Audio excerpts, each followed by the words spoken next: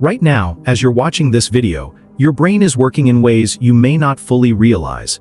It's identifying patterns, recalling memories, and making decisions, sometimes in ways that may not align with your best interests. These aren't flaws or errors in thinking. Rather, they are built-in features of the human mind that have been subtly influencing your life for years. What if the greatest challenge to making better decisions isn't a lack of knowledge or discipline, but internal thought patterns so persistent that even recognizing them doesn't guarantee escape? Today, we'll explore the hidden architecture of the mind, and why the very organ you trust most may, at times, unintentionally steer you off course. Our minds are like storytellers working behind the scenes, constantly trying to make sense of the world. But in their eagerness to understand quickly, they often take shortcuts, simple paths that seem to lead us safely, but sometimes steer us away from the full truth. These shortcuts are called cognitive biases. These subtle mental shortcuts shape how we interpret the world, often without our awareness. Imagine walking through a dense forest and choosing the easiest trail, unaware that it winds away from your intended destination. This is how biases operate, guiding us in familiar directions while limiting broader insight. Daniel Kahneman, Nobel Prize-winning psychologist, explains this through his theory of two systems of thought. One is fast, automatic, and intuitive, our mental autopilot. The other is slow, careful, and deliberate, our conscious guide. Cognitive biases live mostly in the fast system, helping us decide quickly, but sometimes trapping us in errors. For example, the confirmation bias leads us to notice only what agrees with what we already believe, like a lighthouse shining its beam only in one direction while leaving the rest of the shore in darkness. This makes it hard to see new or different ideas, keeping our minds locked in familiar patterns. These mental shortcuts are not flaws or weaknesses. Rather, they are part of how our minds have evolved to handle the overwhelming flood of information we face every day. Yet their subtle power means we must learn to recognize them, to become aware of when our minds are leading us through shadows instead of clear light.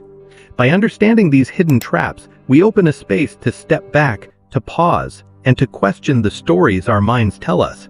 In doing so, we begin a quiet journey toward clearer, freer thinking. We carry with us, every moment, a sense of who we are, a steady voice inside that says, "I am this," or "I am that." Yet this sense of self, so natural and familiar, can also be one of the greatest traps of the mind. It feels solid and unchanging, like a rock standing firm against the waves, but beneath the surface, it is more like a shifting shadow, fluid, fragile, and often imagined. Ancient Buddhist teachings call this the anatta, or no-self, revealing that what we think of as a fixed I is really a collection of changing thoughts, feelings, and experiences woven together by the mind's restless weaving. This illusion of a permanent self can bind us tightly to stories of identity that limit our freedom. The ego, that voice of me and mine, often acts like a small kingdom within our minds, demanding attention, defending its borders, and fearing change. Eckhart Tolle, a modern thinker on consciousness, describes the ego as a kind of false self, one that thrives on separation, comparison, and control.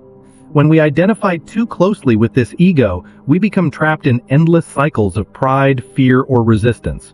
It is like looking through a narrow window and believing that what we see is the whole world, while outside, vast landscapes remain hidden. This ego trap makes us vulnerable to suffering because it clings to permanence in a world that is always changing. Recognizing the illusion of self does not mean losing our uniqueness, but rather opening to a wider, more fluid understanding of who we are. It invites us to gently loosen the tight grip of ego and to see ourselves as part of a larger flow, connected, unfolding, and free. This insight offers a path beyond mental traps, reminding us that beneath the stories and labels lies a deeper, quieter presence, one that is not caught in the shifting shadows, but resting in the clear light of awareness. Within the quiet depths of our minds lie hidden chambers, places where feelings and memories rest, sometimes forgotten or unseen. These emotional blind spots are parts of ourselves that we do not fully recognize or understand. Like shadows cast by a flickering candle, they shape our thoughts and actions without our awareness. We might find ourselves reacting strongly, or repeating certain behaviors, yet we cannot quite say why. These unconscious patterns often guide us like invisible puppeteers, pulling strings beneath the surface of our conscious mind, weaving the story of our lives with unseen threads. Carl Jung, a Swiss psychiatrist and founder of analytical psychology, referred to this unconscious realm as the shadow, the aspects of ourselves we disown, deny, or have yet to confront. He believed that these shadows hold great power, not because they are evil or wrong, but because they are unknown. Until we bring them into light, acknowledge and understand them, they quietly influence our choices, sometimes leading us into pain or confusion. For example, a person who always feels jealous may not see how deep fears of loneliness or inadequacy lie behind that emotion. Like a river flowing beneath the ice, these feelings run strong, even when we think we have moved past them. The path out of these hidden traps is not one of force or judgment, but gentle awareness. By slowly turning our attention inward, we can begin to see these blind spots with kindness, like discovering a forgotten garden within ourselves. This process, Jung suggested, is vital to becoming whole, integrating the parts we have neglected so that they no longer control us from the shadows. In this quiet work of self-exploration, we find a deeper freedom, a freedom to respond with clarity rather than react from old wounds, and we move closer to the mind's true clarity beyond its hidden snares. From early childhood, we learn to understand our world through stories. These narratives help us connect events, find meaning, and shape our sense of self and others. Yet there is a hidden trap within this gift, the narrative fallacy. This term, introduced by the thinker Nassim Nicholas Taleb, describes how we create neat, simplified stories to explain complex realities, often ignoring chance, randomness, and the vast unknown.